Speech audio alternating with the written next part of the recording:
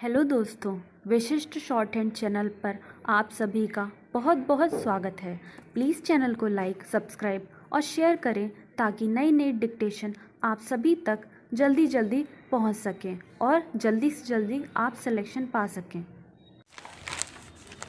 Star Congress नेता राहुल गांधी ने अपने हालिया ब्रिटेन दौरे पर वही पुराना बेसुरा राग छेड़ा कि भारत में लोकतंत्र खत्म हो रहा है। उन्होंने परोक्ष रूप से पश्चिमी देशों से भारत में लोकतंत्र की कथित बहाली को लेकर हस्तक्षेप करने तक का आरोप कर दिया। वह चाहते हैं विदेशी शक्तियां भारत के आंतरिक मामलों में दखल दें। उनके अनुसार चूंकि भारत विश्व का सबसे बड़ा लोकतंत्र है तो वहाँ लोकतंत्र पर आघात के खतरे का असर पूरी दुनिया पर पड़ेगा।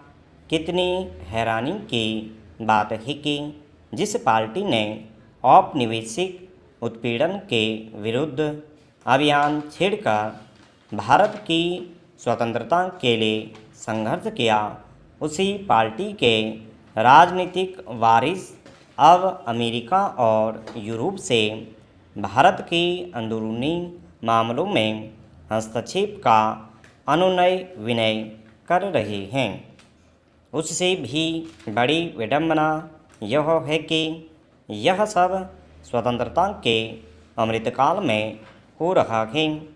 इस दौरे पर अकादमिक तबके, सांसदों और मीडिया से राहुल गांधी का झूठ बोलना भी उतना ही हैरान करने वाला रहा। राहुल गांधी संघ परिवार और नरेंद्र मोदी के स्वाभाविक आलोचक बन गए हैं। यही कारण है कि प्रधानमंत्री के प्रति उनकी घृणा उनके भाषणों में सामान्य रूप से ध्वनित होती है। इसमें अक्सर वह ऐसा कह जाते हैं जिसका सच से कोसों नाता नहीं होता। उनकी सिलसिलेवार झूठ के तमाम उदाहरण हैं।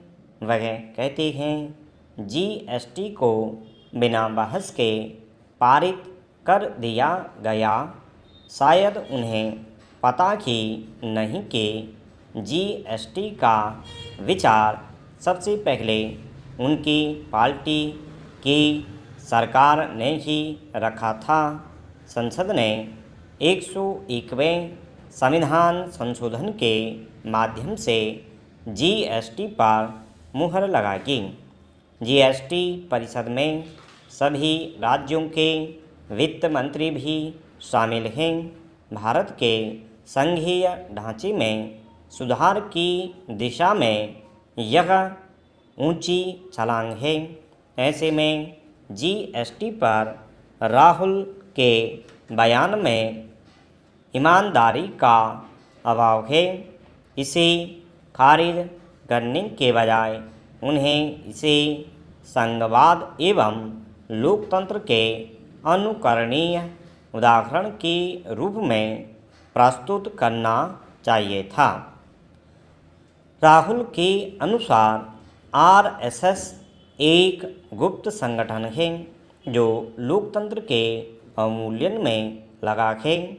उन्हें स्मरण कराना आवश्यक है कि उनकी दादी इंदिरा गांधी ने देश में आपातकाल के रूप में जो फांसीवाद शासन थोपा था उसमें संघ के 3254 लोग जेल गए थे।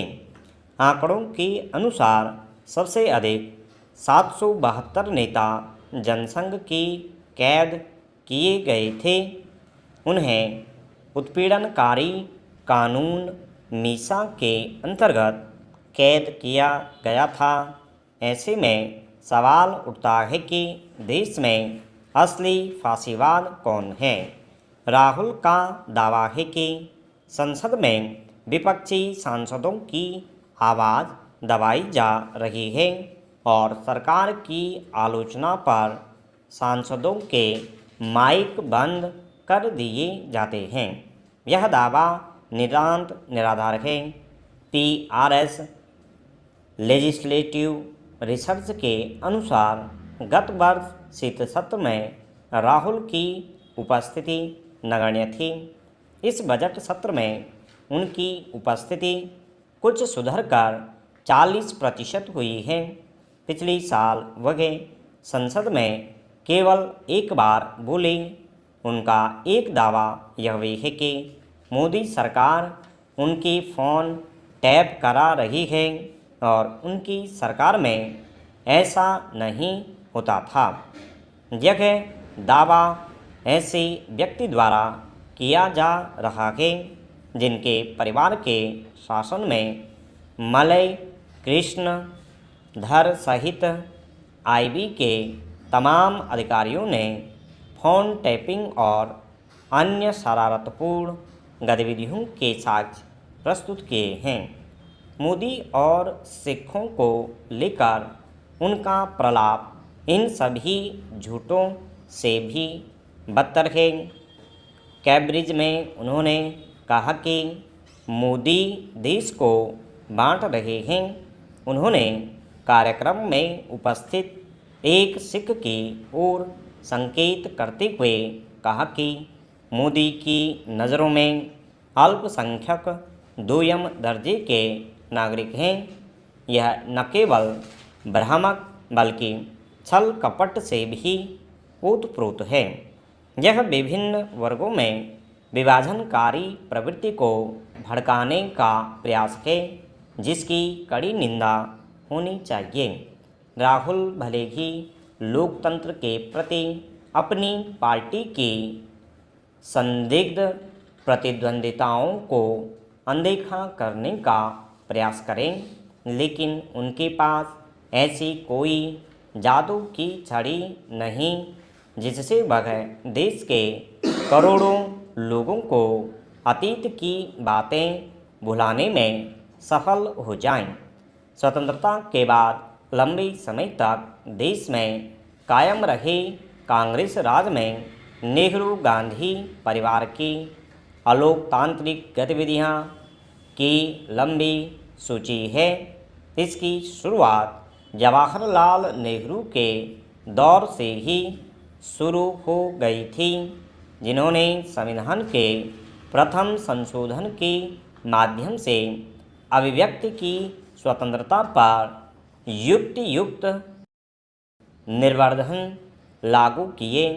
तत्कालीन कांग्रेस अध्यक्ष इंदिरा गांधी के सुझाव पर नेहरू ने 1959 में केरल की कम्युनिस्ट सरकार को अनुच्छेद 356 के दुरुपयोग से हटाकर राष्ट्रपति शासन लगाया। इसमें दूसरे दलों के उभार से अप्रसन्नता का भाव निहित था।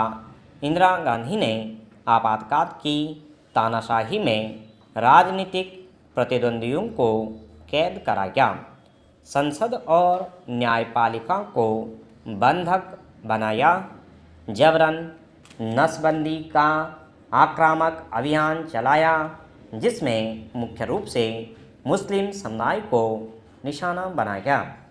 जब राजीव गांधी का नाम बोफोर्स घोटाले में आया तो मीडिया की आवाज़ दबाने के लिए वह 1988 में एक दमनकारी कानून लेकर आए। ऐसे अलोकतांत्रिक कृत्यों की सूची अंतहीन है। ऐसे में कांग्रेस के किसी नेता, विशेषकर गांधी परिवार के सदस्य को यह शोभा नहीं देता कि वह लोकतंत्र की विशेषताओं को लेकर कोई उपदेश दे। भारत के आंतरिक मामलों में दखल से जुड़ी राहुल गांधी की विनीत सुनकर डॉक्टर भीमराव अंबेडकर की दूरदर्शिता याद आती है। अंबेडकर ने राष्ट्र और भावी पीढ़ियों को विश्वासघात के परिणामों को लेकर आगाह किया था। उन्होंने कहा था कि यह बात मुझे बहुत कचोटती है कि भारत ने पूर्व में न केवल अपनी स्वतंत्रता गंवाई बल्कि यह स्वतंत्रता अपने ही कुछ लोगों की विश्वासघात और छल कपट के कारण छीनी।